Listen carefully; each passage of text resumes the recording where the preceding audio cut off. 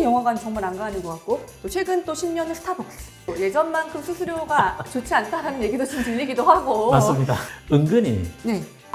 좋아요. 매출의 12%를 월세 수수료 받거든요. 11%가. 예. 그러니까 이게 월세 수입이 굉장히 좋은 거예요. 스타벅스보다 훨씬 좋은 거예요. 지난 편에 이어서 이번도 상가에 대한 이야기 나눠볼 건데요. 김종민 대표님 안녕하세요. 안녕하세요. 이 얼어붙은 상가 시장 분위기에도 또 과감하게 뛰어드시는 분들도 계신단 말이에요. 현 시점에서 상가 투자를 한다. 그러면 이런 부분을 최우선으로 봐야 된다라고 하는 게 있으시면 좀 저희 팁 좀 알려주시죠.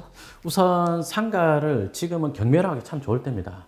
그전과 다르게 좋은 물건들이 경매에 하나씩 나오기도 하고요. 물론 안 좋은 게 훨씬 많이 나옵니다. 골라낼 수는 안 보고 필요하고요. 그리고 좋은 상가가 뭔지 좀 정확하게 알았으면 좋겠어요. 많은 분들이 상권이나 지역이 좋아야 좋은 상가다라고 하는데 지역보다는 입지가 훨씬 중요하거든요. 지역 입지 아닌가요? 지역과 입지는 조금 다른 거예요. 지역이나 상권은 그 어떤 바운더리 개념이라면 입지는 그 지역 내에서 1등하는 자리 그런 뜻이거든요. 그러니까 예를 들어서 뭐 내가 강남구에 상가를 사겠다, 송파구에 상가를 사겠다 그게 중요한 게 아니고 그 지역 내에서 주동선 하는 자리, 캐치할 수 있는 배우 세대가 많은 자리 그런 자리가 좋은 자리인 거죠. 캐치할 수 있는 배우 수요가 많은 주요 자리, 주동선을 찾아라. 그러니까 만약에 내가 돈이 한 10억 정도 있는데 10억 들고 서울에서 상가 사고 싶다. 그러면 10억이라는 돈은 분명히 큰 돈이지만 상가를 사기에는 그렇게 큰 돈은 아니란 말이에요. 그렇다면 역세권 상가를 사야지라고 한다면 그 역 주변에서 제일 나쁜 자리를 하게 될 거예요. 차라리 역 전혀 없고 그냥 마을 버스나 조금 다니는 그런 자리지만 거기에서 주동선 되는 자리를 산다.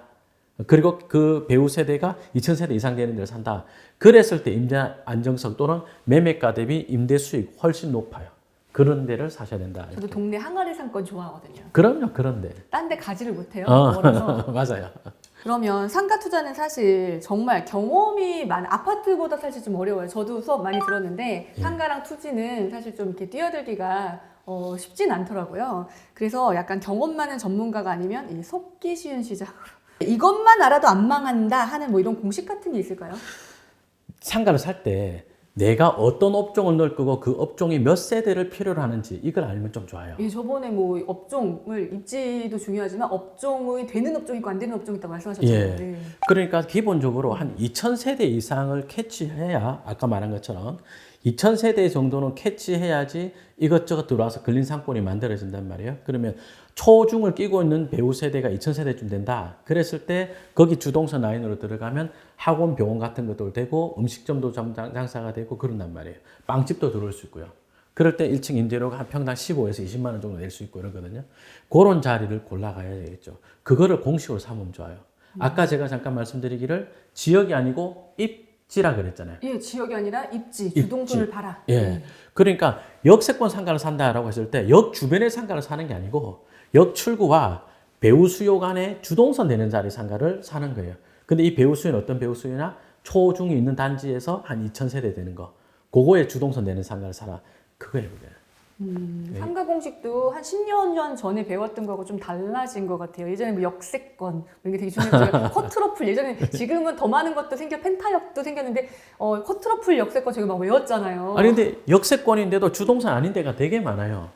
괜히 역 주변에 있어가지고 가격만 비싸지. 대표님 제가 궁금한 게 이게 역세권이라서 구매를 하셨는데 그럼 비싸게 사셨을 거잖아요. 근데 장사가 좀 안 되는 이런 케이스가 있을까요? 엄청 많아요. 피하고 싶은데. 정말 많아요.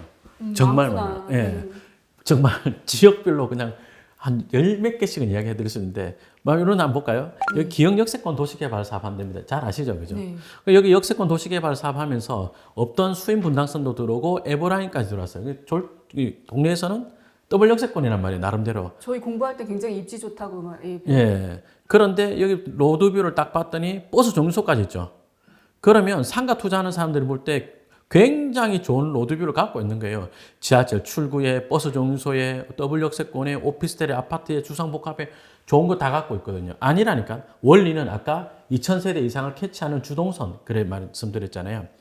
여기에 상가는 여기 이만큼 있는데 해당 단지는 숫자가 얼마 되지 않아요. 260세대, 500몇 세대. 그러니까 두 개 합해서 1000세대도 안 되는데 그러면 여기가 역세권 기능을 하려면 북쪽에 이쪽 지금 보이는 이쪽 북쪽에 주거배우가 상가 이용하러 올 때 여기 와야 되는데 지하철 타는 동선을 보면 이렇게 와서 7번 출구로 내려가 버리고 그다음에 이쪽 사람들도 이렇게 와서 6번 출구로 가는 게 더 가깝거든요.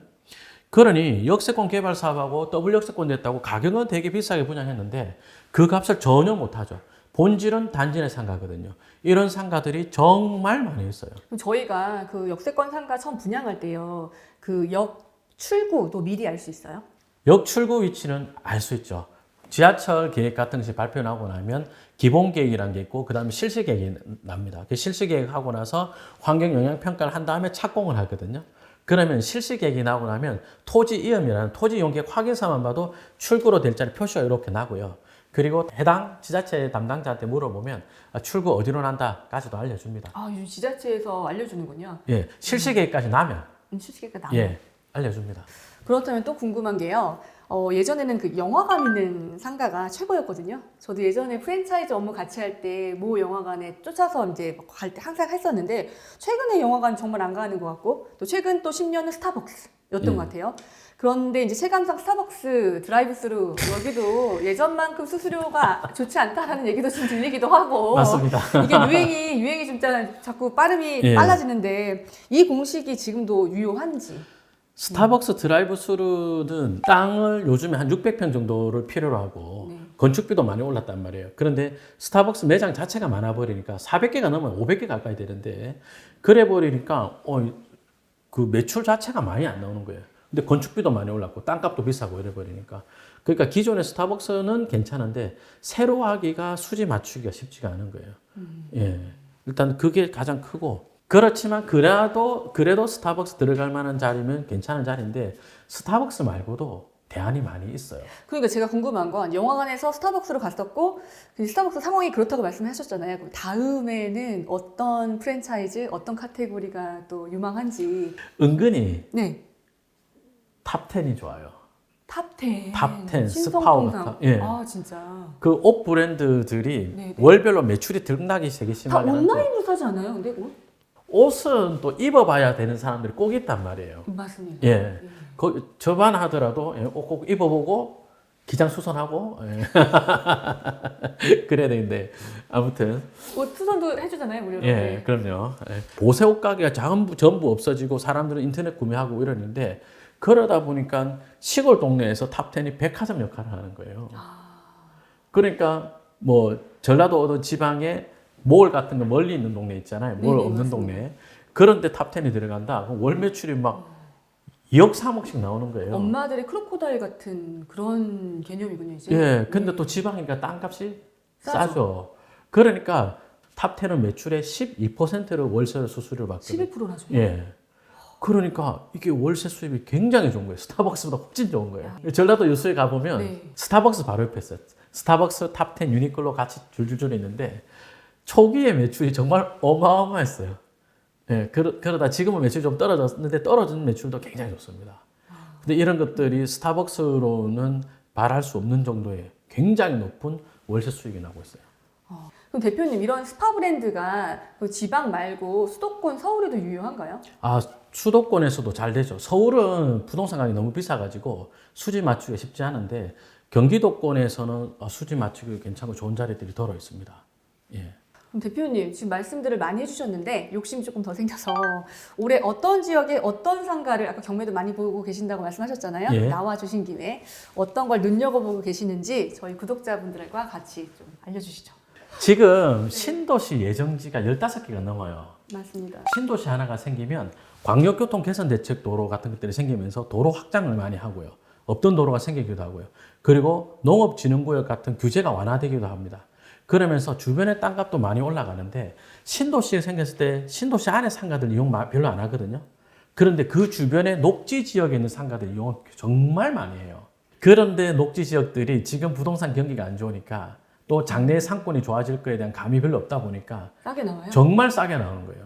고속도로 IC가 이쪽에 생기고 여기 신도시가 2만 세대가 들어오고 이렇게 가는 길에 도로 확장 공사를 하고 있어요. 2년 전에 그 땅 평당 400에 했거든요. 근데 370에 계약했어요. 2만 세대 신도시가 들어오고 이래 되면은 거의 뭐 한 1,000만 원 가까이 가지 않을까 그렇게 생각하고 있거든요. 그런 땅들이 굉장히 많이 했어요. 또 이제 보면 구체적으로 또 보고 계시는 지역이나 예. 뭐 아까 어떤 상가를 보란 말씀을 하셨고 또 지금 이렇게 경매 볼 때도 다 볼 수는 없잖아요. 너무 많으니까 예. 눈여겨 보시는 지역이 그 개발 계획에 따라서 있으실 것 같은데. 여기 보면은 광명 7구역이 공공재개발하겠다라고 발표를 하면서 이렇게 네. 구역 지정을 했단 말이에요. 맞습니다. 공공재개발은 지정 때가 일반 재개발로 치면 조합설 때랑 비슷한 거예요. 조금 빨리 가죠. 예, 동의를 다 거둔 다음에 지정을 한 거라서. 그래서 동의서를 받는 시간은 필요 없고 이제 여기서부터 사업 시행인가라는 이런 단계가 필요한 거거든요. 여기가 공공재개발 구역을 이렇게 지정했는데 이러면 어떤 효과가 나느냐? 기존 세대수가 2,000세대 정도밖에 안 되는데 공공재개발하면서 3,000세대급으로 큰 단지가 돼요. 거기다가 빌라 단지일 때는 동선이 막 흩어진단 말이에요. 그런데 재개발 단지가 돼버리면 동선이 정비가 딱 되죠. 네. 모이죠. 네. 예. 그러면 구매력이 엄청 커져요. 어디는? 주동선 자리는.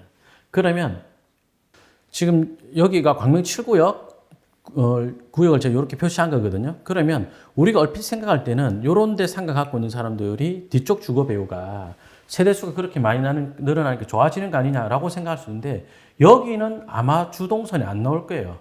아파트 담벼락 쪽이 될 가능성이 크거든요. 그럼 이쪽은 주동선이 아니니까 뒤쪽에 주거 배우 세대수가 늘어도 장사가 안 될 텐데 여기 보면 상가를 이쪽으로 뺍니다라고 나와 있고요. 이렇게 이쪽으로 상가를 뺍니다라고 되어 있거든요. 그러면 여기 조합원이 되어서 3,000세대 배우를 가진 단지 내 상가를 산다. 그것도 괜찮아요. 3,000세대 이상이 되면 아까 이야기한 것처럼 학원 병원이 될 거란 말이에요. 그러면 2, 3층 상가를 분양받을 목적으로 한다. 그것도 되고요. 여기 사람들이 지하철 이쪽에서 요렇게 내려오는 게 되겠죠. 그죠? 요런 데 상가를 사놓는다. 그것도 굉장히 좋죠. 요런 전략을 한다. 이런 것들도 굉장히 괜찮죠. 이건 정말로 아주 뭐 우리나라가 IMF 같은 것들을 맞지 않는 이상은 이런 거는 가격 떨어질 리가 없단 말이에요. 예. 대표님 지금 상가에 관심이 또 있으신 분들 있으세요? 주거 상품에 투자를 지금 못 하시는 분들이 예. 있어서 잉여 자금 있으시고 이런 분들한테 이제 상가 공부하실 때 이런 점은 좀 눈여겨 봐라라고 하시는 마지막 당부가 있을까요? 올해 상가 투자를 한다면 네. 정주 인구가 늘어나는 데서 주동산 자리 사셔라. 정주 인구 상권이 변화가 생긴 다음에 그 변화가 생긴 다음에 주동산 될 자리.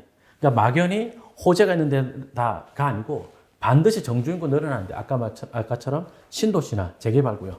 예, 그런 데서 주동산 될 만한 데 사시라. 그러면 싸게 살 기회가 될 거고 2027년, 28년쯤 된다면 굉장히 큰 호재하는 물건이 될 겁니다.